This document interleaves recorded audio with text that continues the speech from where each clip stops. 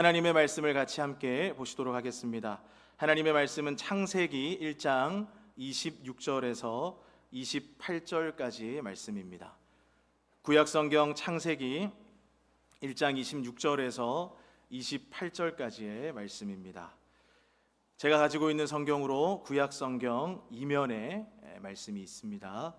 창세기 1장 26절부터 28절까지의 말씀을 제가 봉독해 드리도록 하겠습니다. 하나님이 이르시되 우리의 형상을 따라 우리의 모양대로 우리가 사람을 만들고 그들로 바다의 물고기와 하늘의 새와 가축과 온 땅과 땅에 기는 모든 것을 다스리게 하자 하시고, 하나님이 자기 형상 곧 하나님의 형상대로 사람을 창조하시되 남자와 여자를 창조하시고, 하나님이 그들에게 복을 주시며 하나님이 그들에게 이르시되 생육하고 번성하여 땅에 충만하라. 땅을 정복하라. 바다의 물고기와 하늘의 새와 땅에 움직이는 모든 생물을 다스리라 하시니라. 아멘. 할렐루야. 네, 오늘도 금양로 기도회에 나오신 우리 모든 성도님들을 예수님의 이름으로 환영하고 축복합니다. 무더운 날씨 가운데 얼마나 삶의 자리에서 수고들이 많으셨습니까? 오늘 우리가 예배드리고 함께 기도하는 이 시간에 하나님께서 우리 마음 가운데 한량없는 은혜를 주시고 우리의 마음에 말씀을 통해서, 기도함을 통해서 우리에게 힘을 더하여 주실 줄로 믿습니다. 오늘 그 은혜 받고 돌아가는 우리 모든 성도님들 되시기를 주의 이름으로 축복합니다. 우리 성도님들께서는 생각하실 때 이 땅을 살아가는 인생 가운데 어떤 인생이 가장 불행하고 불쌍한 인생이라고 생각을 하십니까? 집이 없는 사람, 돈이 없는 사람, 가진 것이 없는 사람이 불행한 인생일까요? 아니면 함께 할 수 있는 가족이 없는 사람이 불행한 인생일까요? 아니면 육신의 질병 때문에 몸이 아픈 사람, 그런 아픔 때문에 고통 가운데 있는 사람이 불행한 인생일까요? 제가 말씀드린 것들이 비록 우리 삶에 있어서 그것이 없으면 우리의 삶이 힘들고 어려울 수는 있습니다. 우리의 삶이 힘들고 어려울 수 있지만, 그러나 그것 때문에 그런 것이 없다고 해서 우리의 삶을 불행하다, 그 인생이 불행한 인생이다, 이렇게 쉽게 우리가 단정해서 말할 수는 없다는 것이죠. 그렇다면 정말로 불행하고 불쌍한 인생은 어떤 인생일까요? 사실 정말로 불행하고 불쌍한 인생은 삶의 목적을 모르고 살아가는 인생입니다. 삶의 목적이 없는 인생, 그래서 자기 자신이 살아가야 할 이유를 알지 못하고 인생을 살아가는 사람이 사실은 가장 불행한 인생이라고 말할 수 있다는 것입니다. 여러분, 내가 살아야 할 이유를 모르고 삶의 목적과 의미를 발견하지 못하고 살아가는 인생만큼 허무한 인생이 있을까요? 그 인생만큼 불쌍한 인생이 있겠습니까? 여러분, 오늘날 우리가 살아가는 이 시대를 보면 많은 사람들이 이 삶의 의미를 찾지 못해서, 내가 이 땅을 살아가야 하는 이유에 대해서 알지 못하여서 삶을 허비하고 낭비하는 사람들이 너무나도 많이 있다는 것을 우리가 보게 됩니다. 어떤 사람들은 그래서 그 삶의 목적과 의미를 몰라서 그냥 아무렇게나 자기 인생을 살아가는 사람들도 있습니다. 더 심하게는 극단적으로 그 삶의 의미를 발견하지 못해서 자기 삶을 쉽게 포기해버리는 그런 인생들도 있다는 것이죠. 여러분, 이것이 사실은 우리 삶에 있어서 가장 중요한 문제이며 심각한 문제라는 것을 우리는 알 수 있어야 하는 것이죠. 여러분, 제가 여기 지금 마이크를 하나 이렇게 가지고 왔는데요, 이 마이크의 사용 목적이 뭔지 아시죠? 이 마이크의 사용 목적은 제 목소리를 여러분들에게 더 크게 잘 들릴 수 있도록 하는 역할을 하는 것입니다. 이게 마이크의 사용 목적입니다. 그런데 이 마이크를 그 사용 목적이 아닌 다른 용도로 사용하게 되면 어떻게 될까요? 예를 들어서 이 마이크를 가지고 망치처럼 사용하면 어떻게 될까요? 못 박을 일이 있어서 망치가 없어서 이 마이크를 가지고 못을 박으면 어떻게 될까요? 못이 잘 박힐까요? 잘 박히지 않겠죠. 뭐 어떻게든 때려보면 못이 박힐 수는 있겠지만, 여러분 그러면 이 마이크는 어떻게 되는지 아십니까? 완전히 다 망가지게 됩니다. 부서지게 됩니다. 그런데 여러분, 우리의 인생이 그와 마찬가지라는 것입니다. 하나님께서 우리를 이 땅에 보내시고 하나님께서 우리를 만드신 목적이 있는데, 그 목적대로 우리가 살아가지 못하면, 우리가 하나님의 목적을 모르고 이 인생을 살아가게 된다면, 마이크가 망가지고 부서진 것처럼 우리의 인생도 망가지고 부서지고 상처받고 고통스러운 인생을, 그와 같은 삶을 살아갈 수밖에 없다는 것이죠. 그렇게 부서지고 상처받으면 우리는 또 다른 사람에게 그 상처를 또 주는 존재가 되어서 계속된 악순환이 일어나게 된다는 것입니다. 그래서 우리는 하나님께서 말씀을 통해서 우리에게 알려주신 삶의 목적을 분명히 아는 것이 무엇보다 중요하다는 것입니다. 여러분, 창세기의 말씀을 읽어보시면 창세기 4장에서 하나님께서 한 사람을 통해서 하나님의 목적을 알지 못하고 하나님을 떠난 사람이 어떤 모습으로 살아가게 되는지에 대해서 우리에게 알려주신 내용이 있습니다. 그 사람이 누구냐 하면 바로 가인이라고 하는 사람입니다. 우리 창세기 4장 12절의 말씀을 우리 화면을 보시면서 같이 한번 읽어보도록 하겠습니다. 시작. 네가 밭을 갈아도 땅이 다시는 효력을 내게 주지 아니할 것이요 너는 땅에서 피하며 유리하는 자가 되리라. 아멘. 하나님께서 가인에게 이렇게 말씀하셨습니다. 너는 땅에서 피하며 유리하는 자가 될 것이다. 그럼 가인이 이 말씀을 하나님께로부터 받게 된 상황이 어떤 상황이었는지는 아시죠? 아벨과 가인이 하나님께 예배를 드렸습니다. 그런데 하나님께서 아벨의 예배는 받으셨지만 가인의 예배는 받지 않으셨죠. 그런데 가인이 그때에 분노했습니다. 분노해서 그 분노를 어떻게 표출시켰습니까? 아벨을 죽였습니다. 가인이 하나님 앞에 드리는 예배에 실패하고 인류 최초의 살인을 저질렀죠. 그 일이 있고 나서 하나님께서 가인에게 이렇게 말씀하셨습니다. 네가 땅에서 피하며 유리하는 자가 될 것이다. 그런데 여러분, 여기서 유리한다라는 말이 어떤 뜻인지 아시죠? 이 뜻은 방황한다는 뜻입니다.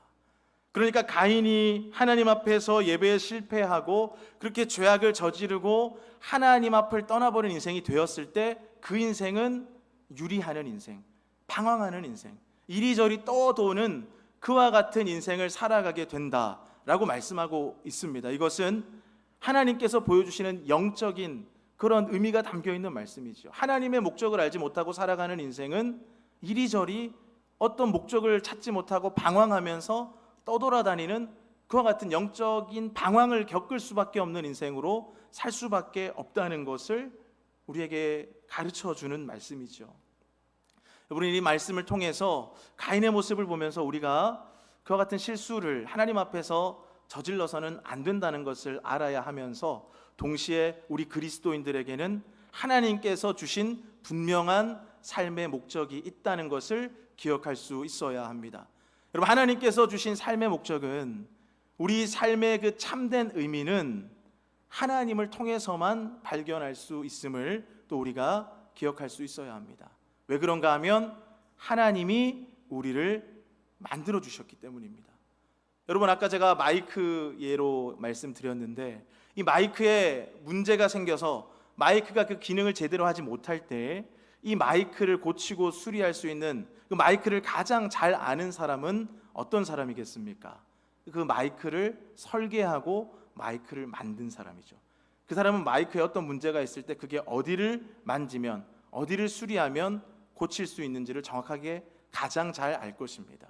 그런데 하나님도 마찬가지라는 것이죠. 우리가 하나님 손에 의해서 만들어진 존재이기 때문에 우리에게 어떤 문제가 있고 어려움이 있을 때에 그것을 가장 잘 아시고 회복되게 하시고 고쳐주실 수 있는 분은 하나님이시라는 것입니다. 그러므로 우리는 하나님을 의지하고 하나님의 말씀에 따라서 우리가 삶의 목적을 분명하게 발견하고 그 목적대로 살아갈 수 있어야 한다는 것이죠. 여러분, 하나님께서는 우리를 만드실 때에, 이 세상을 창조하실 때에 아무 이유 없이, 아무런 목적 없이 하나님이 만들지 않으셨습니다. 하나님이 할 일이 없으셔서 심심하셔서 하나님이 세상을 만들고 우리 사람을 만들었다는 게 아니라는 말입니다. 하나님께서 이 세상을 만드시고 사람을 만들 때에는 분명한 하나님의 목적과 계획이 그 가운데에 있었다라는 사실을 우리는 알아야겠습니다. 그리고 그 내용이 하나님의 창조 이야기에 나와 있습니다. 그래서 우리가 이 창세기 처음에 나오는 하나님의 창조 이야기를 우리가 집중해서 읽어야 하는 것입니다. 왜냐하면 그 안에 하나님께서 이 세상을 만드신 목적이 무엇인지 말씀이 되어져 있고, 하나님이 사람을 만드실 때 이 사람을 만드신 목적이 무엇인지, 우리를 어떠한 존재로 만드셨는지에 대한 말씀들이 이 창세기 창조 이야기에 분명하게 나오기 때문입니다. 여러분, 우리 하나님께서 6일 동안 창조하셨습니다. 하루하루 이렇게 창조하셨는데, 하나님께서 창조하신 그 창조의 사역을 볼 때 하나님이 인간을 만드실 때 그 인간의 창조가 하나님의 창조 가운데 가장 절정이라고 말씀드릴 수 있습니다. 그러니까 창조의 클라이막스가 무엇이냐면 사람을 만드실 때라는 것입니다. 왜냐하면 성경을 보시면 하나님이 그 하루하루 모든 것을 만드셨을 때마다 뭐라고 말씀하셨는지 아시죠? 보시기에 좋았더라, 이렇게 항상 말씀하셨습니다. 보시기에 좋았더라, 보시기에 좋았더라. 그런데 마지막에 사람을 만들고 어떻게 말씀하셨는지 아십니까? 창세기 1장 31절에 가서 읽어보시면 사람을 만들고 나서 하나님께서 보시기에 심히 좋았더라, 이렇게 말씀하셨습니다. 그냥 좋은 게 아니고 아주 좋았다, 매우 좋았다. 그러니까 하나님께서 인간을 만드셨을 때 그 인간의 창조가 이 모든 창조 가운데 가장 절정이었다라는 것을 알 수 있죠. 그리고 하나님의 창조의 완성이 인간의 창조였습니다. 그 창조의 기사의 말씀을 읽어보면 하나님께서 6일 동안 그 마지막에 사람을 만드셨죠. 사람을 만들고 나서는 하나님 어떻게 하셨습니까? 안식하셨습니다. 그 뒤에 더 만드신 게 없으시죠. 그러니까 사람을 완성함으로, 사람을 창조함으로 하나님께서 하시는 창조의 사역이 완성되었다는 것을 알 수 있습니다. 그리고 우리는 창세기 1장의 말씀을 통해서 이 인간이 창조될 때 하나님께서 인간을 얼마나 특별하게 만드셨는지를 알 수 있습니다. 하나님은 사람을 특별하게 창조하셨습니다. 하나님께서 우리를 특별하게 창조하셨다는 증거가 오늘 우리가 읽었던 말씀에 나와 있지요. 하나님이 사람을 하나님의 형상대로 창조하셨다, 이렇게 말씀하고 있습니다. 하나님의 형상대로 창조하셨다라고 하는 그 말씀이 인간을 얼마나 하나님께서 특별하게 만드셨는지에 대한 말씀인 것이죠. 우리 오늘 본문 26절과 27절의 말씀을 우리 함께 읽어보도록 하겠습니다. 26절과 27절 말씀 읽겠습니다. 시작. 하나님이 이르시되 우리의 형상을 따라 우리의 모양대로 우리가 사람을 만들고 그들로 바다의 물고기와 하늘의 새와 가축과 온 땅과 땅에 기는 모든 것을 다스리게 하자 하시고, 하나님이 자기 형상 곧 하나님의 형상대로 사람을 창조하시되 남자와 여자를 창조하시고. 아멘. 하나님께서 우리의 형상을 따라 우리의 모양대로 하나님의 형상대로 남자와 여자를 창조하셨다, 이렇게 말씀하고 있습니다. 여러분, 하나님께서 사람 말고도 많은 것들을 창조하셨죠. 그런데 그 모든 창조물 중에서 하나님의 형상을 부여해서 만든 존재는 사람밖에 없다는 것입니다. 여러분, 이게 우리 인간의 특별한 창조의 내용입니다. 여러분, 하나님께서 선하고 아름답게 만드신 것들이 너무나도 많습니다. 사람 말고도 하나님 만드신 피조물이 얼마나 선하고 아름답습니까? 그런데 그것들은 하나님의 형상대로 만들어지지 않았습니다. 오로지 하나님의 형상대로 만들어진 것은 우리밖에 없다는 것이죠. 이것이 우리 사람이 얼마나 가치 있는 존재고 존귀한 존재고 특별한 존재인지를 우리에게 하나님께서 알려주시는 내용이라는 것이죠. 여러분이 하나님의 형상이라고 하는 말에는 우리 인간이 얼마나 가치 있고 특별한 존재인가라는 의미가 담겨 있습니다. 그래서 우리가 이 하나님의 형상이라는 말의 의미를 잘 알아야 합니다. 왜냐하면 하나님의 형상이 무엇인지를 잘 알면 우리가 하나님의 목적이 무엇인지를 알게 되고 그 하나님의 목적대로 살아갈 수 있게 되기 때문이죠. 사실 이 하나님의 형상이라고 하는 말은 오래전부터 많은 신학자들이 논쟁하고 논의해온 주제입니다. 저는 오늘 여러분들과 함께 이 하나님의 형상이라는 개념에 있어서 우리가 꼭 기억해야 될 내용 3가지 정도를 함께 나누려고 합니다. 여러분, 하나님의 형상이라고 하는 말에 담겨진 첫 번째 의미는 인간이 존귀한 존재로 창조되었다라는 의미가 담겨 있습니다. 여러분, 이 세상에 존재하는 어떠한 사람도 존귀하지 않은 존재는 한 사람도 없다는 말입니다. 왜냐하면 모든 사람은 하나님의 형상대로 만들어졌기 때문입니다. 그 사람이 어떠한 상황에 있든지 간에, 어떠한 환경에 처해 있든지 간에, 그 사람이 나이가 많든지 적든지, 가진 것이 많든지 가진 것이 적든지, 아니면 몸이 연약하든지 아니면 몸이 건강하든지 상관이 없이 어떠한 처지에 있든지 간에 그 사람은 존재하는 것 자체로 존귀한 인생이라는 것입니다. 왜냐하면 하나님이 우리를 존귀하게 하나님의 형상대로 만드셨기 때문입니다. 그런데 오늘날 많은 사람들이 이와 같은 사실을 알지 못하죠. 왜냐하면 죄로 인해서 우리 안에 하나님의 형상이 왜곡되고 망가졌기 때문입니다. 그리고 세상은 계속해서 세상이 정해놓은 기준과 가치대로 존귀한 사람들을 정의하죠. 그래서 더 많이 가진 사람, 더 높은 곳에 올라간 사람, 더 많은 것을 가진 사람을 가치 있고 존귀한 자로 여기지만 그것은 세상의 기준입니다. 하나님의 기준에서 봤을 때, 존귀한 인생은 하나님께서 존귀하게 하나님의 형상대로 만드신 우리들. 더 자세하게 말씀드리면 우리 안에 예수 그리스도의 형상이 있는 인생들을 하나님께서 존귀하게 보신다라는 것입니다.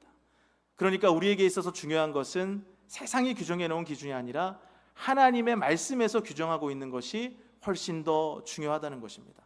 세상은 뭐라고 말할지 몰라도 하나님의 말씀에서는 하나님께서 만드신 하나님의 피조물을 하나님은 이 세상에서 가장 존귀한 존재로 여기신다는 것입니다.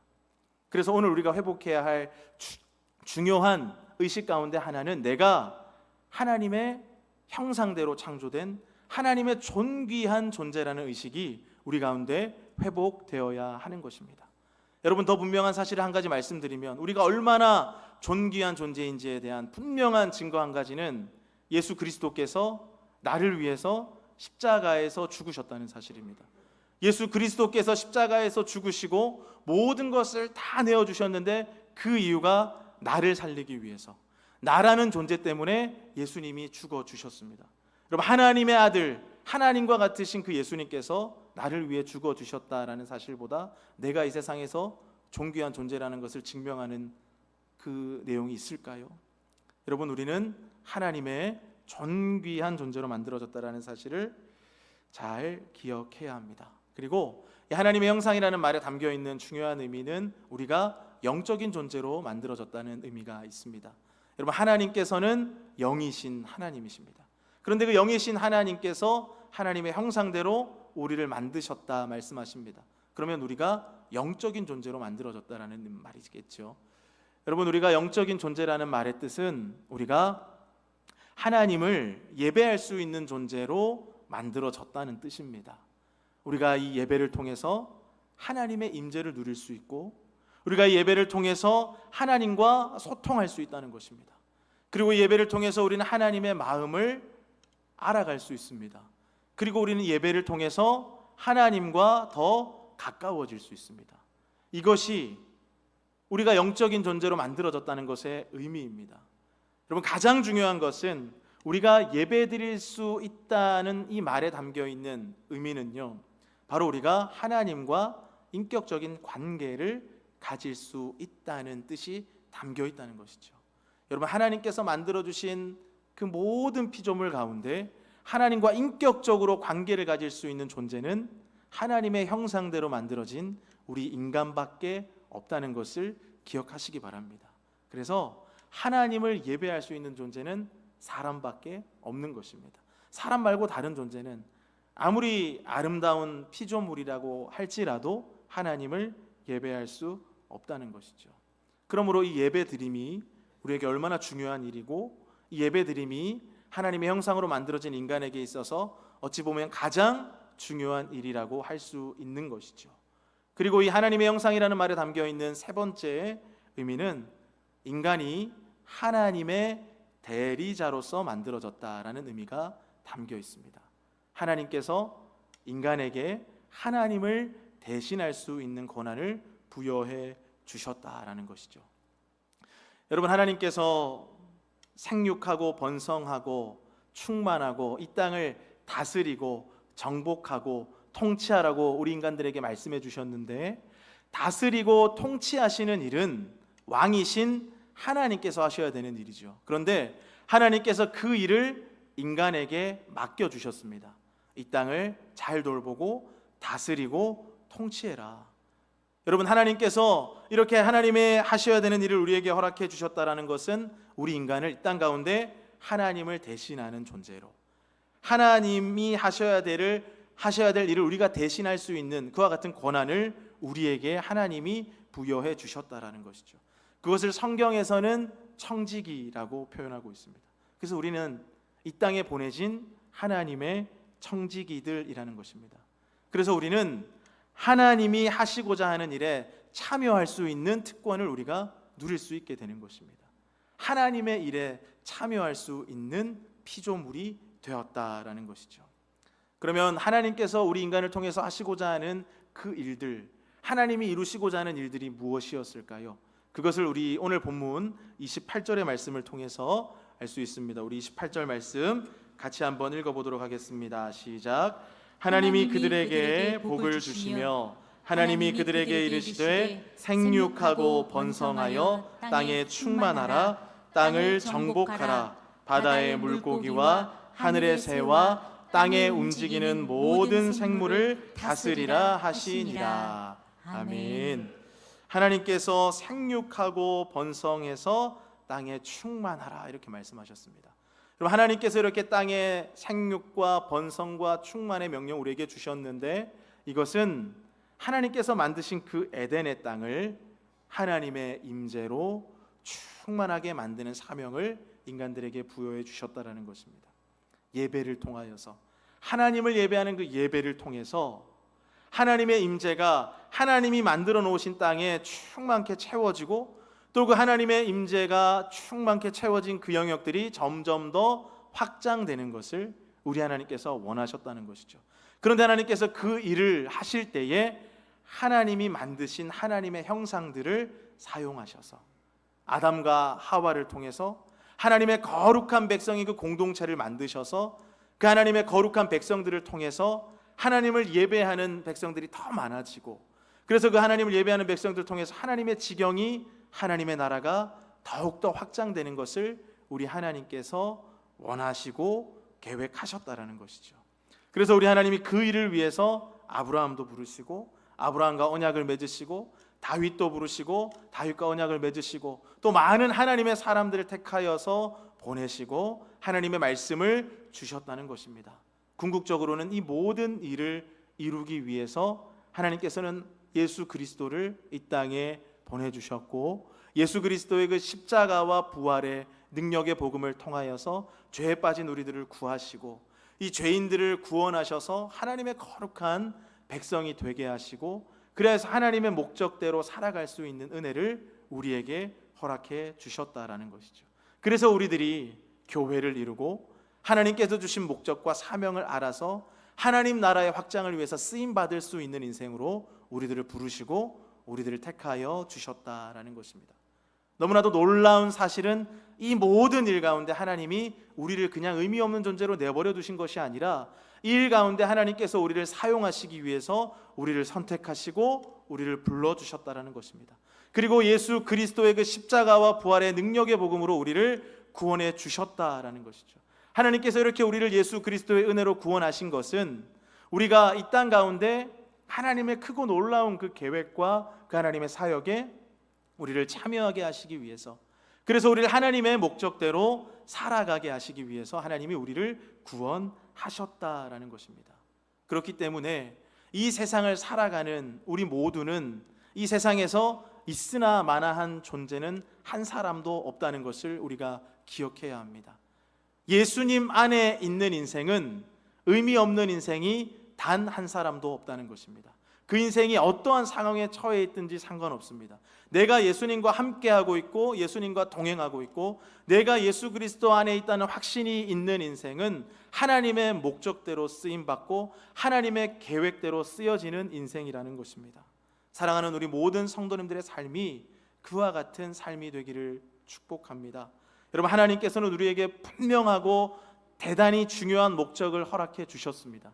그 목적은 단순히 그냥 내가 잘 되고 우리의 가정이 평안하고 내가 건강하게 살아가고 내가 하는 모든 일이 그냥 근심 걱정 없이 문제 없이 그냥 그렇게 해결되는 그 정도의 수준이 아니라는 것이죠. 우리가 믿음으로 순종하며 하나님 의지하며 살아가는 그 삶의 자리에서 하나님 앞에 올려드리는 그 순종의 삶이 내가 가정이든지 교회이든지 직장이든지 내가 어디에 있든지 간에 하나님의 신실하심을 믿고 하나님과 동행하며 믿음으로 순종하며 살아가는 그 삶을 우리 하나님께서는 귀하게 보시고 그 일을 통하여서 하나님의 놀라운 일들을 이루어 가신다라는 것이죠. 그 과정 속에서 또한 하나님께서는 우리 인생 가운데 우리가 깨달아야 할 참된 의미와 기쁨과 삶의 목적을 알게 하시고 참된 삶의 만족을 누릴 수 있게 해 주신다는 것입니다. 사랑하는 성도 여러분, 오늘 우리 하나님께서 말씀해 주신 우리의 존재 이유를 우리가 분명히 잘 깨달아 알아서 감사함으로 순종함으로 함께 나아갈 수 있는 저와 여러분의 인생이 되기를 우리 예수님의 이름으로 간절히 축복합니다.